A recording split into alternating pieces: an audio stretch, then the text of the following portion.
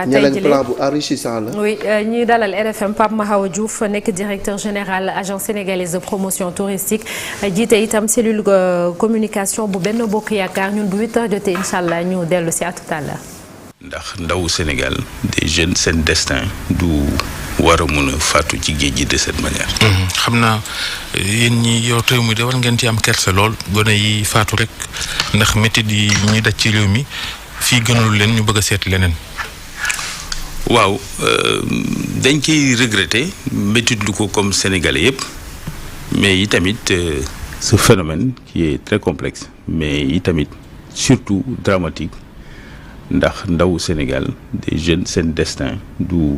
war a mun a faatu ci géej gi de cette manière. xam naa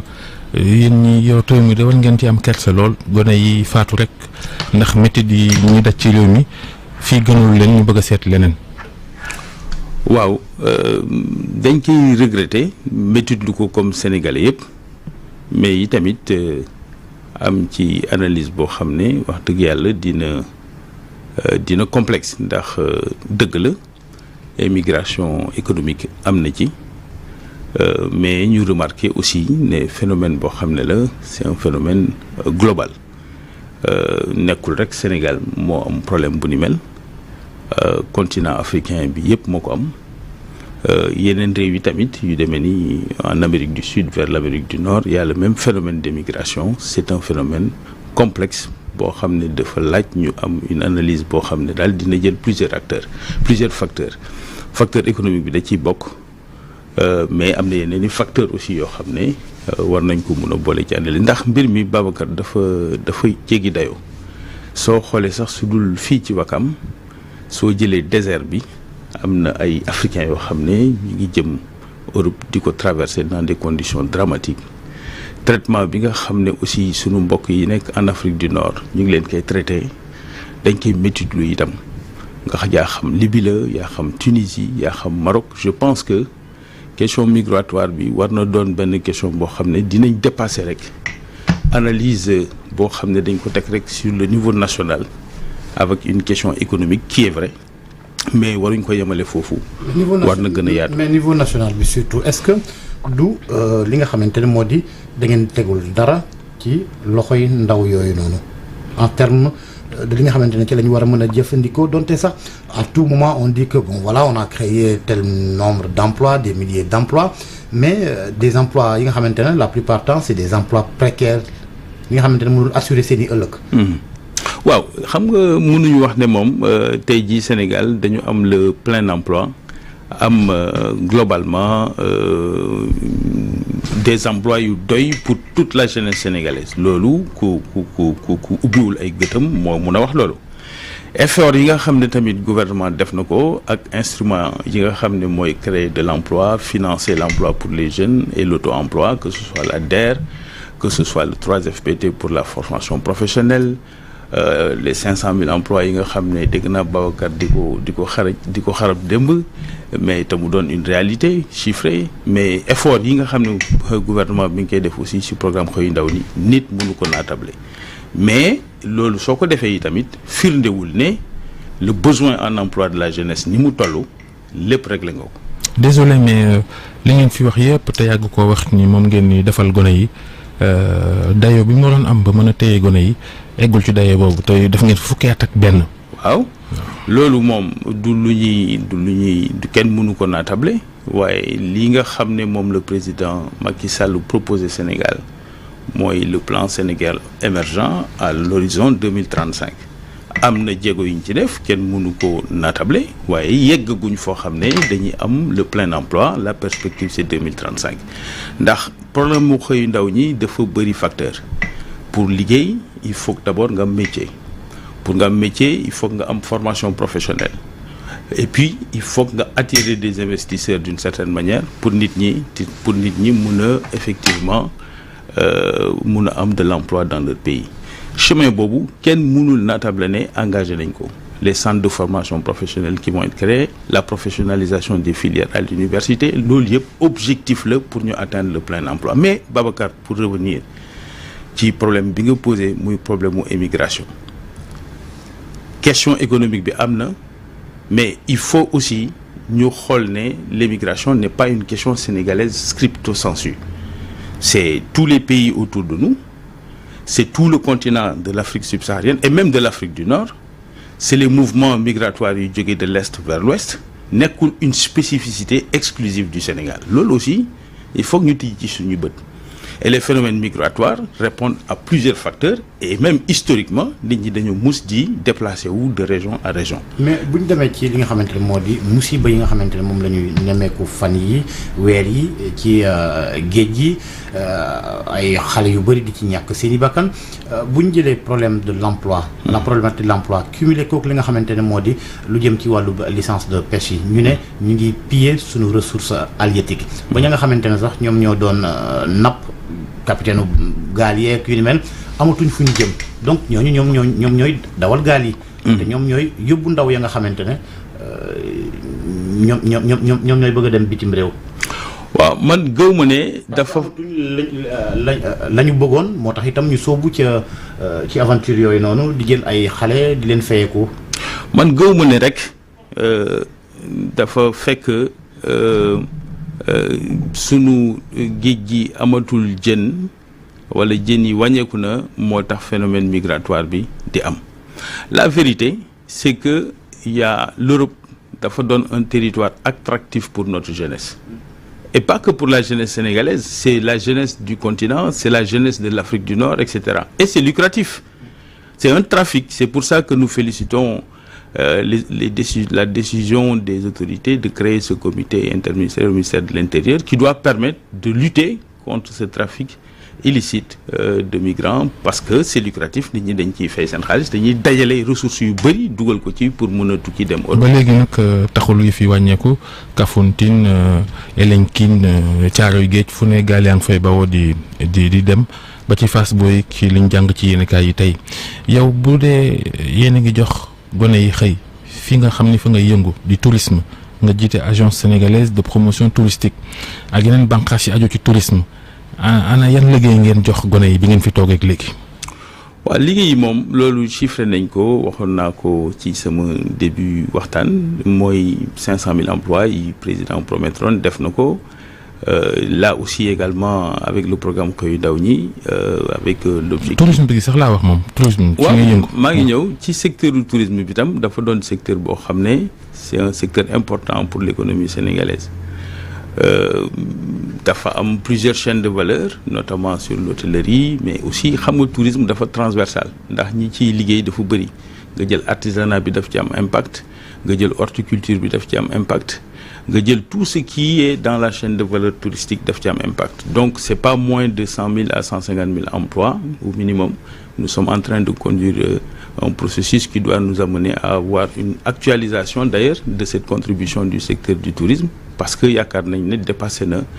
li nga xam ne c'était une évaluation il y a 10 ans qui faisait qu'il y avait pas moins de 150 000 emplois qui étaient issus du secteur du tourisme et bien sûr qui touchent particulièrement le secteur le tourisme mais nag Babacar sur mais tourisme boobu day évoluer en dents de scie waaw day évoluer en dents de scie mais période bi moom période bu baax la mais juste pour terminer sur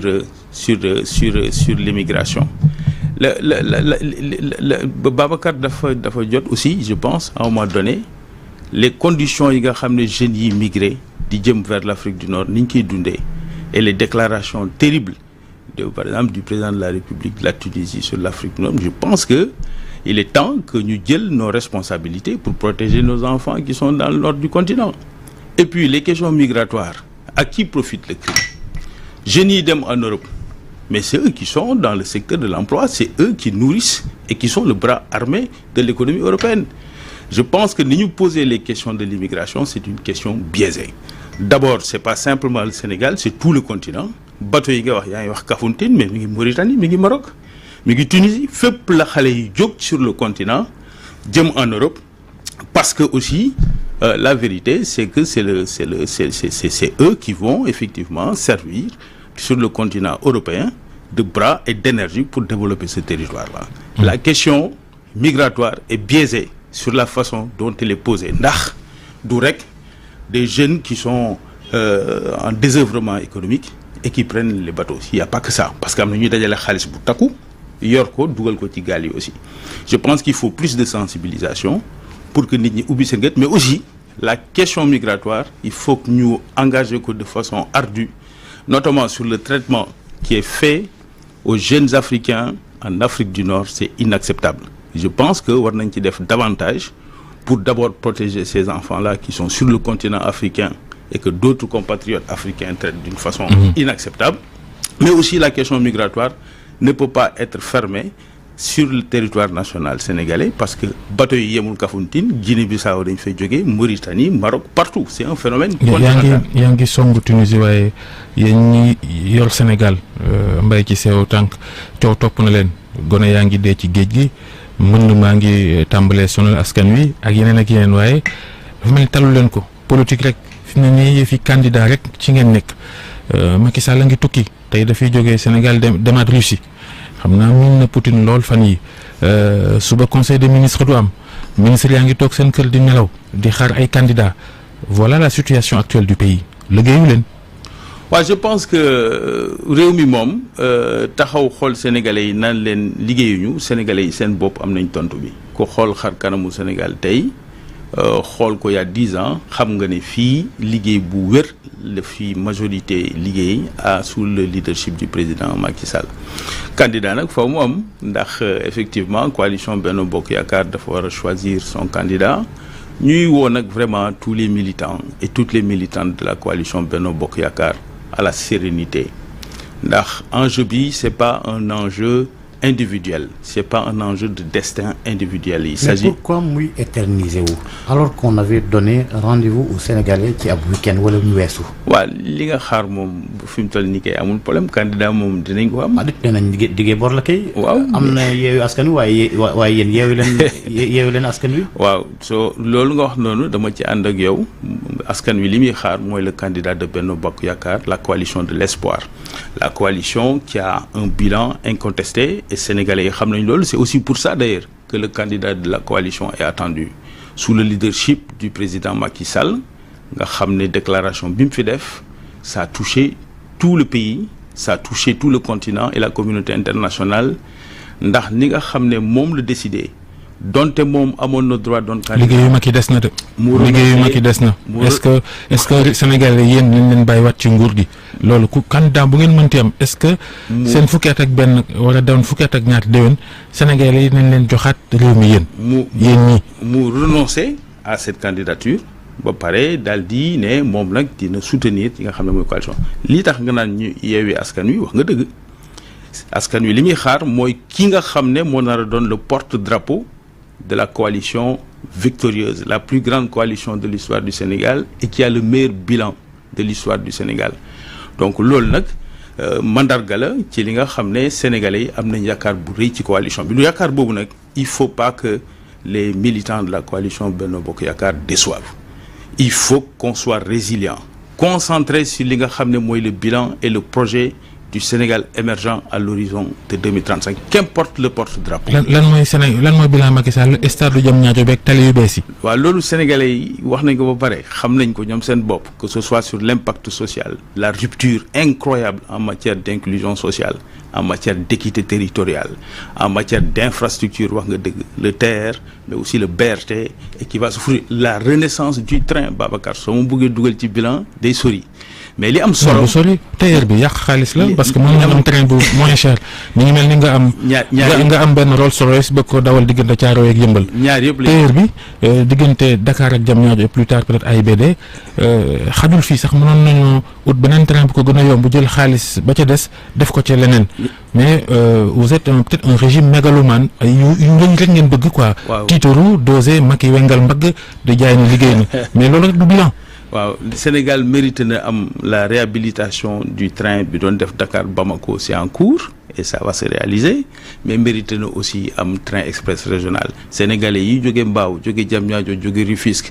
jóge tous dans Kër Massar di jël train bi chaque matin di liggéey Dakar mérite ñu am une infrastructure de cette génération mais ak leneen xam nga ci sa bopp yow Babacar que le bilan du président Macky Sall et de la coalition Benno Bokk Yaakaar en termes d'impact économique et social et de transformation infrastructurelle c'est sans commune mesure mooy liy dëgg léegi nag suñu buggee continuer cette œuvre-là au bénéfice des Sénégalais, il faut que ñun de la coalition Benno Bokk Yakaar ñu am conscience que ne c'est un effort collectif, c'est une œuvre commune. Qu'importe le porte-drapeau, ce qui est important, c'est de préserver ce projet. ca foofu laa bëggoon ñëw. Et loolu nag leadership Macky Sall ba nga xam ne yaa ngi koy wax waxuma au niveau africain, niveau international, parce que c'est selon, mais au sein même de la coalition Benno Bokk Yakaar ak itam au sein de l'Alliance pour la République. Est-ce que leadership boobu commencé wul di effrité wu depuis que ba mu annoncé ni du bokk en 2024 mu niroog sabar bu tas kenn toppatootu ko. non te loolu gën a xam naa gën a jafel li nga xamante ne moo di choix bi. non loolu sa xalaat nga wax rek wax dëgg yàlla waaye le président Macky Sall depuis qu'il a annoncé effectivement sa décision de ne pas être candidat, au contraire son aura national, son aura international, son crédit politique est encore aujourd'hui plus fort qu'il ne l'a été jamais. maintenant nag dafa doon jaboot da ngay déglu jaboot da ngay waxtaan jaboot da ngay diisoo loolu noonu lañ ko xamee loolu la yàgg def dégg naa Amadou Ba dina ko continuer Amadou Ba mën naa nekk candidat waaye fi ñu toll nii Macky ngi ciy commencé reculer ndax dafa am ay contestation ci seen biir ne Amadou Ba du fi nekk candidat. waaw ñun mooy li ma la wax. ci xibaar yi ma am. da nga koy dëggalam déet. tànnum Amadou Ba jafe-jafe la am déet. du ma dëggal loolu waaye li may wax mooy coalition bi toog nañu waxtaan ak le président de la République ñu jox ko carte blanche sunu njaboot itam ci biir APR waxtaan nañ jox ko carte blanche waxtaan li muy def président de la République nañ ko bàyyee boppam ak ñi nga xam ne ñooy ñooñam ak tous les leaders ak ceux qui sont des potentiels candidats. L'essentiel, c'est de préserver l'unité de la coalition et de préserver le projet politique tel qu'il est incarné ci plan Sénégal émergent et qui a des résultats au bénéfice des Sénégalais. yow ban mooy sa candidat Sénégalais yi ban candidat moo gën ci yow. Sénégalais yi mooy ñi nga xam ne moom ñoo ñu tax a jóg te ñoom ñu ngi ñu bàyyee xel. donc Pape Mahawa Diouf kan mooy sa candidat yow. maa ngi ci ñëw donc quel que soit le candidat ce qui est important c'est le projet de la coalition Benno Bokk Yakaar qui a des résultats man nag. sama candidat mooy candidat bi président de la République di tànn te ñun nag pour la majorité des militants à travers le pays loolu mooy sunu posture ñu ngi déglu président de la République candidat bu mu munti désigner mu doon le porte-étendard de la coalition Benno Bokk Yakaar et de l'œuvre politique colossale qui a été réalisée dans ce pays. yéen waa APR daal ñu fexe ba préserver yéen waa APR daal kon ay wagon ngeen. déedéet dañ leen di xëcc rek. gis nga discipline ak concertation. mais war ngeen mën am choix. dama ne ñun suñu waxtaan suñu. seen tànnin wi du démocratie démocratie mooy ñu ne kan moo bëgg yëkkati loxo ngeen voté ko ku jiitu nekk candidat loolooy démocratie mais li ngeen def nii c'est pas démocratique. loolu sa xalaat la rek consensus sur processus démocratique la bokk ñu ngi waxtaan li ñu war a waxtaanee président de la République jox nañ ko toute la confiance et xam nañ ne l'important pour nous c'est pas les discours de division et les échappées solitaires. Ce qui est important, c'est le projet politique que nous portons au bénéfice des Sénégalais. te loolu nag li koy préserver mooy ñu doon nekk dans l'unité te xam ne il s'agit pas de destin individuel mais de destin collectif. L'enjeu est un enjeu de régime bi am na impact bu positif bu kenn mënta natable en termes de bilan pour le pays. Il faut le préserver pour la perspective de l'horizon 2035 et pour loolu nag il faut que les égos ñu calmer ko. ñëpp ànd doon benn say et c'est possible c'est le défi politique qui nous est lancé par le peuple sénégalais et la coalition Benno Bokk Yakaar a les ressources humaines les expériences politiques capables de faire face à ce défi-là nous allons le relever. Pape Mahawa Diouf ñu ngi lay gërëm di la sant ma fàttali ni yow yaa jiite ASPT directeur général agence sénégalaise de promotion touristique ci politique nga jiite cellule communication Benno Bokk Yakaar jërëjëf yendu ak jàmm. jërëjëf. merci beaucoup Babacar Fall ak Georges Déthié Diop ak seen gan ñu leen di ñaanal kendal ak jàmm 8h jot na ñu dellu si ci ñaareelu pàcc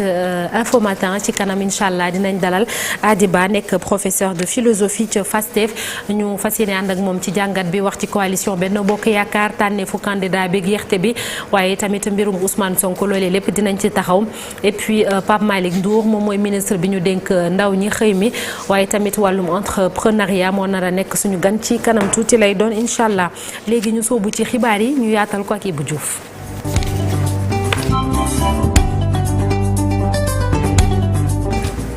Ibou xibaar